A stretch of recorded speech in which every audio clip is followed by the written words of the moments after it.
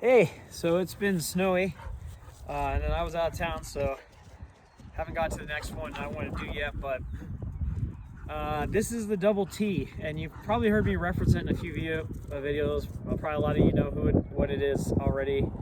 That's fine. I've got my opinions on it. I think it should be done after wagon wheel. I think you can start line drills first to get the dog to concept to go by, and I don't like spending very much time on it. I think it is a drill that's in the progression part for pattern blinds and handling, absolutely. And so before I show the pattern blinds and a couple other fun drills, I think I do need to show you the Double T or go through it for those of you who haven't done it. But there's a couple things on the Double T. So I have it set up right now in its most complicated form. And you can see white bumpers out there and you think, well, that's not the most complicated form because they'd be orange, but no, the main pile, the concentration pile at the end is orange, and the white ones on the side or the distraction piles are white to pull the dog away. You would not do that. Initially, you don't do a Double T, you do a single T.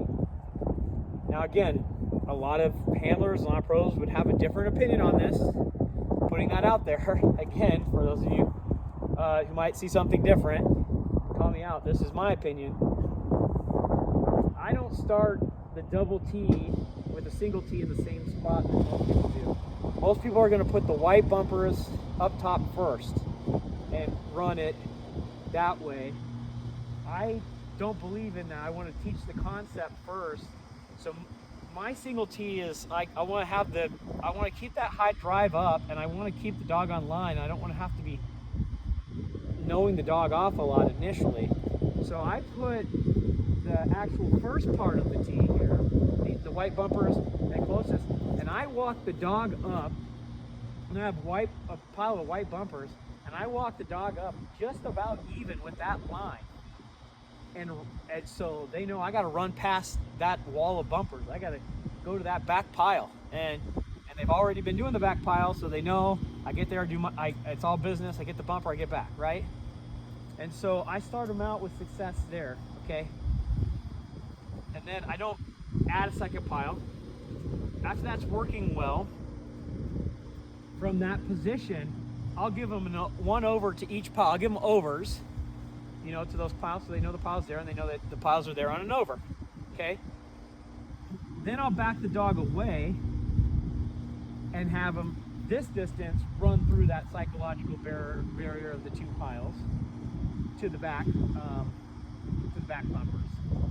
And then once I've completed that piece, and they know to come by the close ones, I pick up the close piles, put the further piles, and I still run it as a traditional single T with those there, and then they know, okay, I got it. So I get them consistently going past that.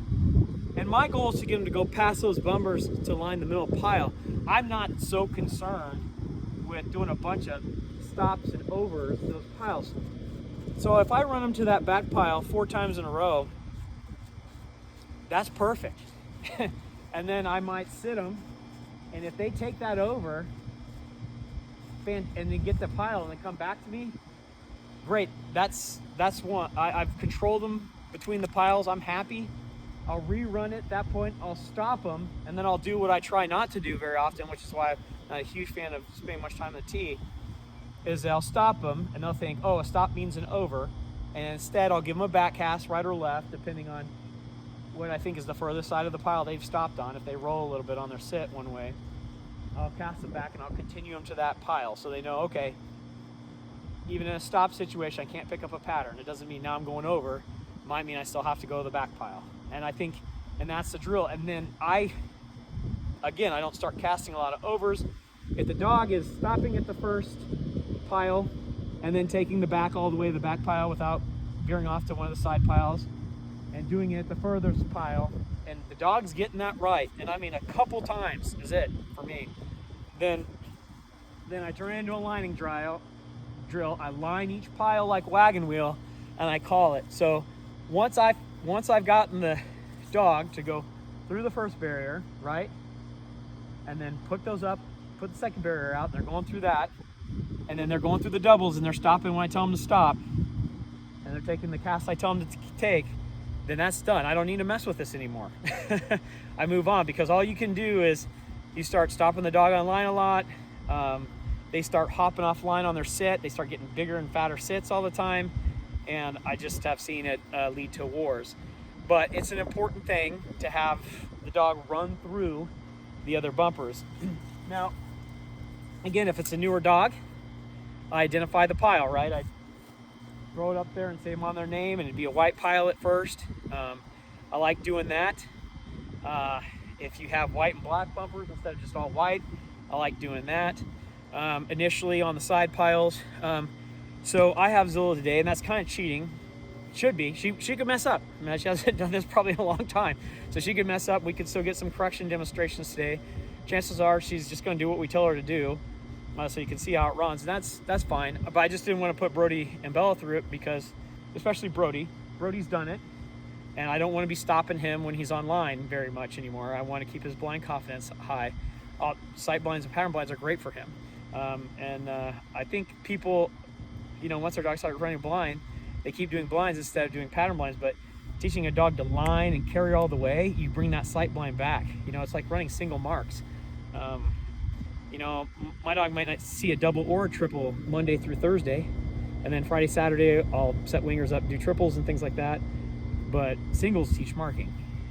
The others teach them how to count, but really singles is what teaches your dog to mark good. You want that dog, you don't want to be throwing a triple and I got all three, and they put a hunt on every one. You want to do a bunch of singles all week, and then when you get to that triple, boom, they're pinning them, And that's a lot like this. I don't want them stopping on line all the time. I want them carrying blinds, and so doing sight blinds out in the field, no big deal. That's fantastic. We want that dog to understand the stand in line. So anyway, I'm gonna get Zilla over here now. Here.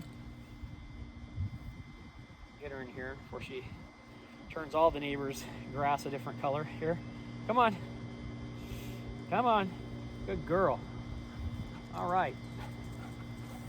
So I'll try to remember to turn and talk to the camera. I know the volume can be an issue. Here, sit, sit. Here, way out, middle, no. Back. I like to tell them way out even when it's not far on this drill, so they know go past the wall, Good. Good, here. She was head swinging, checking out those other deals, but she knows to carry the line. Sit.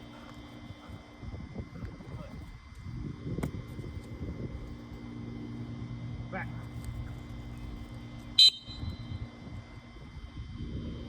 So this is to make a decision, right?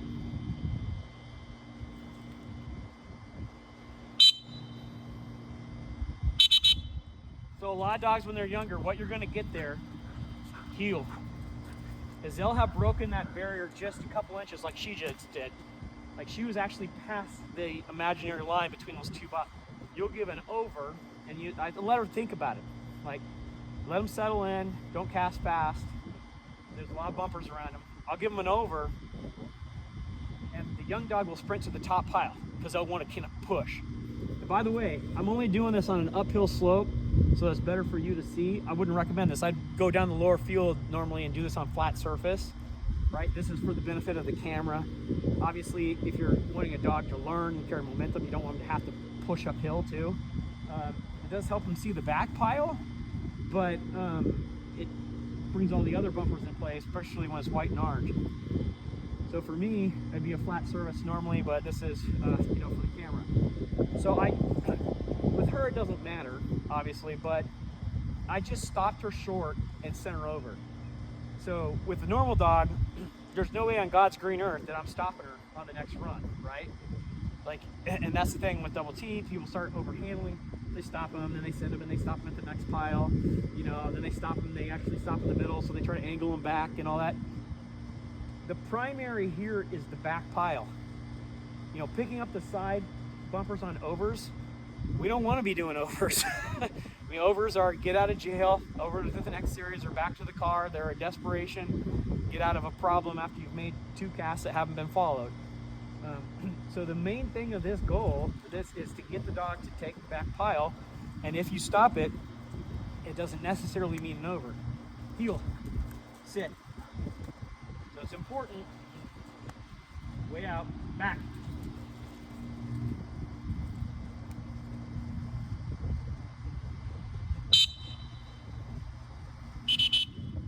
What a good girl. So then this dog has a disease that she can't control her cortisol anymore. Sit correctly, her hormones, right?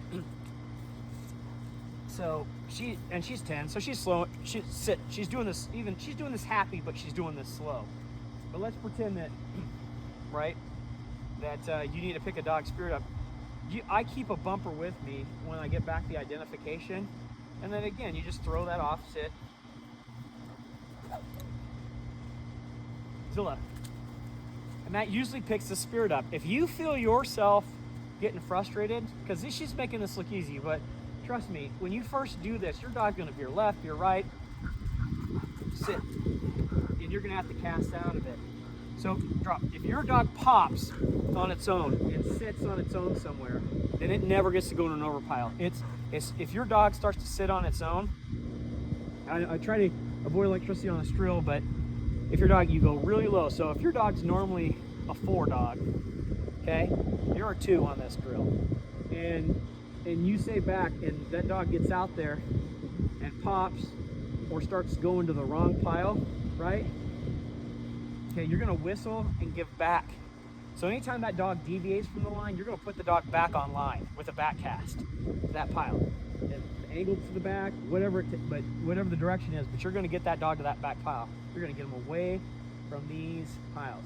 If your dog stops and looks at you and you didn't whistle, then the hand goes up in the air real fast. You know, normally I say wait, cast slow. In that case, they look back at you and they're starting to pop. If they're looking, they're looking this way, it's this hand. If they're working this way, it's this hand, right? Real quick. And it's a low nick, back. And you say, no, back. And it's just a quick nick, like right there, because it tells them, no, continue, don't stop. It's almost like a force back, like a force to pile. Like when you're doing fetch for the first time and you're fetching them to the pile and you're saying fetch and they're not picking them, you put the pressure until they get the bumper. And they must have learned already how to turn that off and how to be successful in that drill, otherwise it goes backwards. But so you're kind of like that. If you have that force pressure already established in force fetch, then on this, really light. But do not, you need to make them say, you blow that whistle, right? And they're not sitting right away on those, or they start heading to the wrong pile as soon as you blow a whistle, anticipating an over on their own, the young dog, then it's whistle again and nick, okay? If you're getting frustrated and you feel the urge to turn that wheel up because they're not sitting fast for you on this drill with all these bumpers around, then don't go higher. Don't put more pressure. Stop that drill. Stop that drill. Go back to the back pile. Move back up to at the bumpers or move past the bumpers, because you do not want to put a lot of juice into sit on this drill. Because with the bumpers on each side, that dog will start looping. You'll get big. So on my dog, Silas, I screwed that up. He was a hard charger. I was trying to put stop in him. I never had to put go in him, but I had to put stop. And so, I'd hit him or I'd hold continuous down until he got sitting. And so when he came out of the double T, his sit always looped to the right, and it looped to the right about 3 feet. And so I had to cast out of a bootleg situation for years. The dog would post on me, so he'd be a little left of the pile, and I'd hit it, and then he'd be way over here. So I give him a left, and he was like, I was just there, and so the dog would end up ping-ponging. So you do not want to develop a rough sit problem in this, right? You're going for success, and if the dog's not sitting, or the dog starts loop sitting. Maybe you didn't put any pressure on the dog, just with the traction of the bumper starts looping right or left, okay? The dog loops right, you're gonna go over to this fence I have, or your fence where you have, and you're gonna run that dog along a fence to a back pile, and you're gonna blow the whistle while it's en route and cast. And I know I'm telling you to stop it while it's en route, but it can't loop against the fence to the right, or it can't loop against the fence to the left. So if you have a loopy sit, run along a fence line or along a side of a warehouse, or some barrier where that dog cannot turn in that situation to that back pile. Run that back pile 10, 15, 20 times.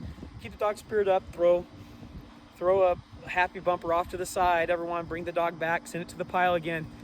And then the frustration is that you're trying to teach a sit, but you can't blow the whistle every time, or the dog starts to pop, right? So every third time or fourth time. So you can't put the pile too far out and wear the dog out. So you just send the dog to the back pile a couple times. Third time, stop it halfway. Stop at 3/4 of the way. And then remember, I stopped at halfway, or I stopped at 3/4 of the way. And then after that, run it 2 more times or 3 more times with no whistle, and then stop it the other distance, either halfway or 3/4 of the way, right? And so you're randomizing the stop point, you're randomizing when the dog gets stopped, and so it takes a while. But and because that takes a while, you don't want to get into that situation in this drill by putting heat pressure on. All right, drop that, sweetie. So see this again here. Sit. Back.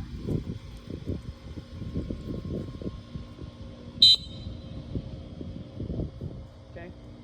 So she said a little to the right of the pile, so I'm going to use the left back. She's got to think about the overs.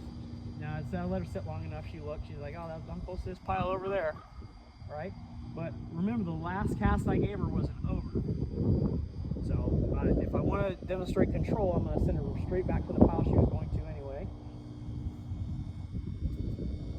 There you go, here. And so what I would do in this situation, obviously, is praise if it was a younger dog. Here, good job, right? Good job. And then I'd send her straight out back again. Way out back. Tell her she's going way out back.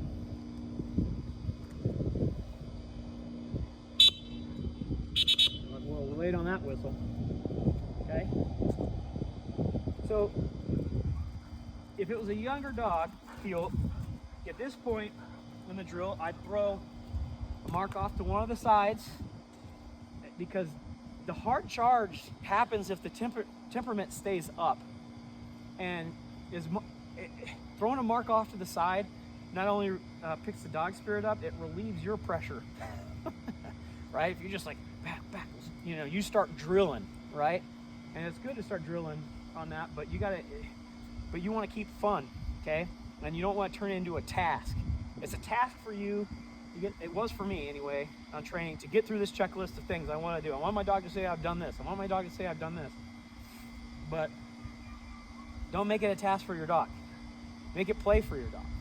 And so throwing the mark is as good for you as it is for the dog. So I do it every once in a while, just reset. So if I had a young dog here and I just got that kind of success, then I would throw a mark for a reward. I'd throw a mark to pick the temperament up, because I just sent her to a back pile after I stopped her and sent her to the back pile. So I'm going to need to send her to a back pile again. Here, sit. Way out, back. Yeah, I'm not worried about this dog sitting. Old legs. Good. So, back in. Heel. And you remember, we did an over to the left. Now, you saw Brody was having a hole on the right side, right? So as a trainer, I'm gonna mark that, and probably I'm not gonna send Brody to the left first on this. I'm gonna stop him and send him to the right, right? Just make those notes, okay? I'm on this dog. This dog had this hole. Let's test it in this situation and see if I've taken care of that hole. It's cemented. So if you watch the other video on the overs, like, oh, Brody wasn't going right well. Okay, well then I'm sending him right on these things. In this situation, whatever, she's gonna do what I tell her to. But, so I went left on the over on the first pile. So on a younger dog, I'm just gonna take the wins. Like if the dog was doing this well, then my next stop is is at the second layer of the tee, and then I'm going to get a right over. I've gotten a left over, I got a right over. I don't have to hit every pile to prove anything. If the dog's taking the cast and it's obeying and it's going through the barriers to the back pile, that's the point of this drill. So I'm going to do that. And then the only cast I really need to still check is the carrying of the back cast, where I stop the dog short, and I certainly don't like doing that a lot. So do that one time. If the dog's successful, then you don't need to do it again. You move on. Stop the dog short and cast all the way to the back pile. All right, so let's get those. Come on, sit. Way out, back.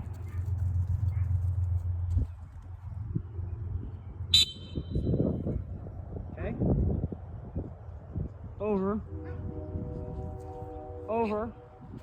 Good. I know, she gave me an "are you sure" thing there. That's odd. So, good. Heel. Good job. Sit. So, because it's Zilla, I'm not going to run her to the back pile 2 more times, which you normally do. Like, I'd want to break it up. Heel. Sit. I'm going to let her get another bumper to reset her, and then I'll do the short stop. Zilla. She's still in good enough shape. I might register her HRC and try to tile her out and finish. So I'm still keeping her training up and exercise, and not just making it play. I'm keep trying to hold a somewhat of a standard just in case I still want to run her. Drop. Good. Okay. So we'll do a short stop now. Here. Heel. Sit. Dead bird. Back. Okay. He's rolling right. Left hand. And I audibly use my words because I want her to carry. Back.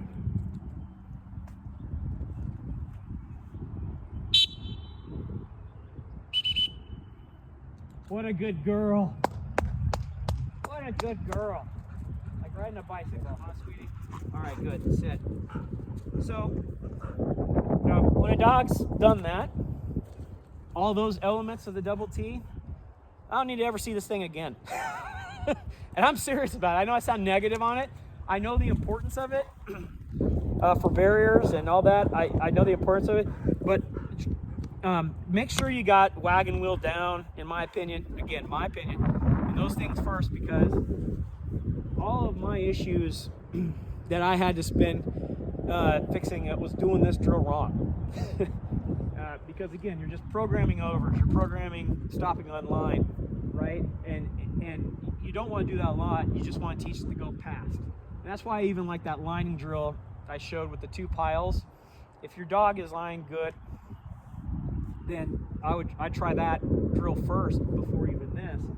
I just keep it close. Don't back up as much as I was in the video. Stay close to that first pile. So it's, you know, it's a really short transition. And then come into this and do the lining.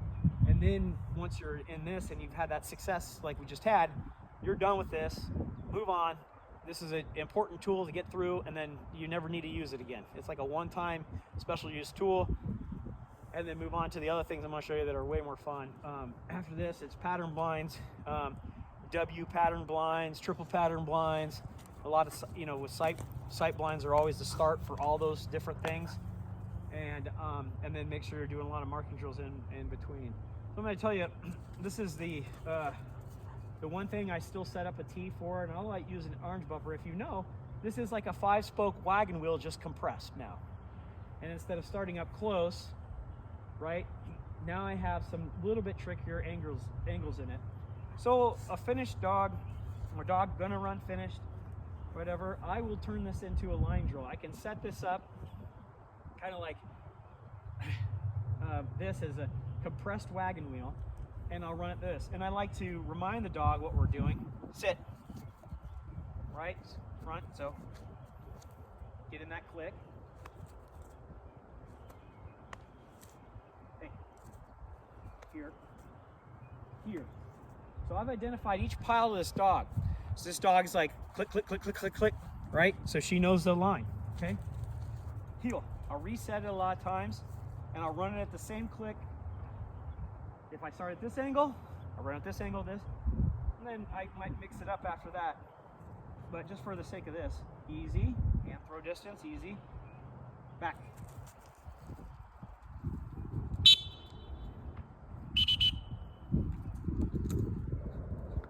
Good.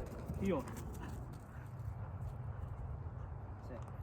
Collar's flashing low. We haven't even used it though. It's just on for looks. All right, there you go. So she's already establishing that pile. She knows the click drill. Back.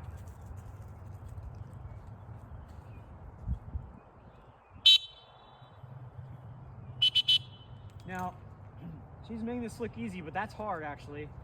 And heel, sweetie.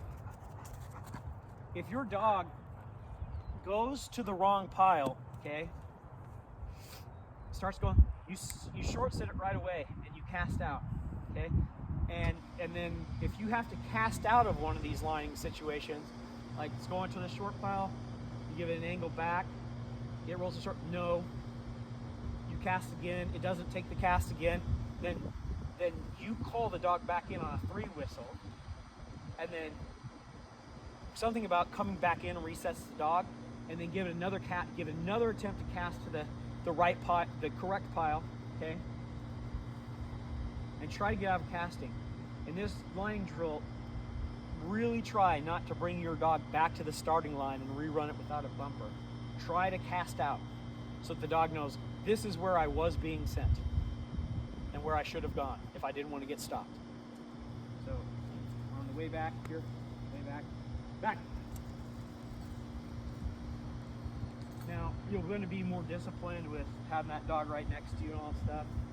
Again, this is the way my daughter trained this dog. You can see how she just snaps into place on all fours, and she turns by here and heel and tapping your leg way better than following your knee. That's not my preference how to run a dog, but that is how this dog is programmed. It's been a decade, and I'm not going to work out of that because she does well this way. So, back.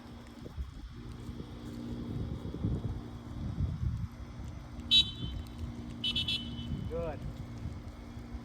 I'll lay on my whistle. That's a handler problem.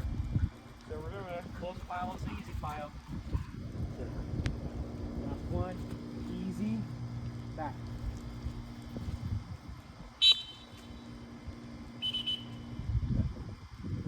Now on this drill, this tee also violates some of my other rules, which is I don't let another dog be watching. It's they start anticipating. So I don't keep a dog at honor while I'm doing it like I do with other drills, just for the sake of being to reinforce. I think this is a one dog at a time drill.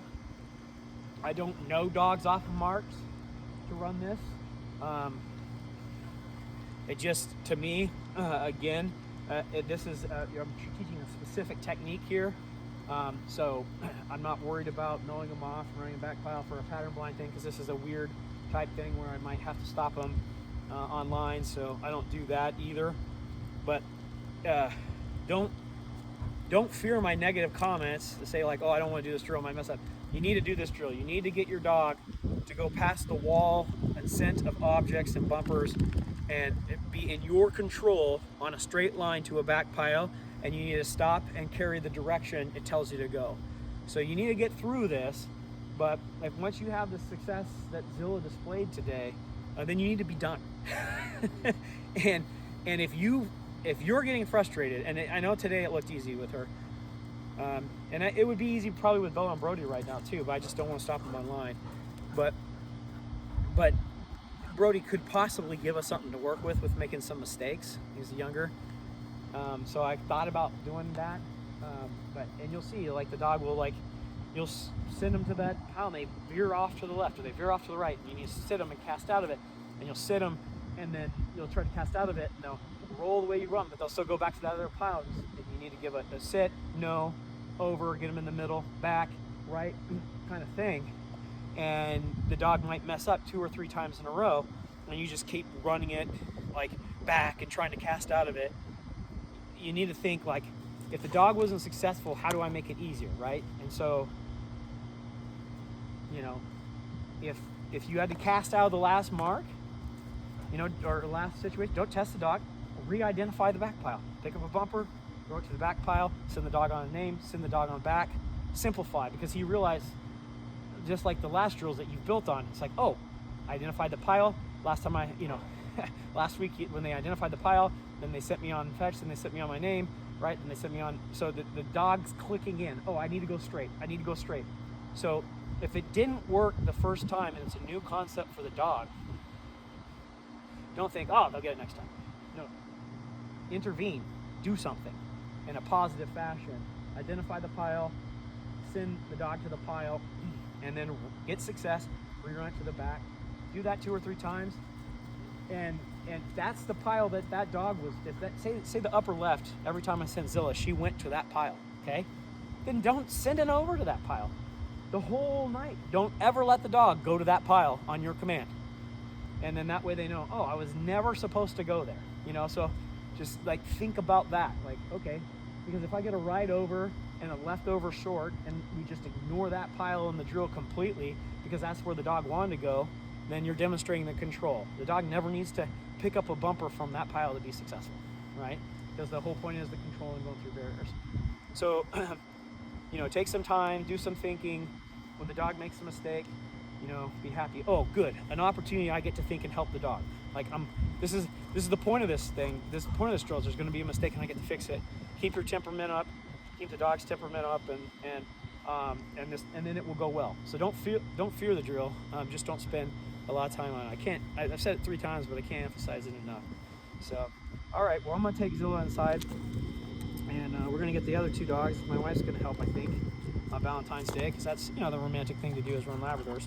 And we'll probably, hopefully, show you the a pickup drill to do on marking and making casting fun as you're moving it to the pattern blind. All right, we'll talk to you soon.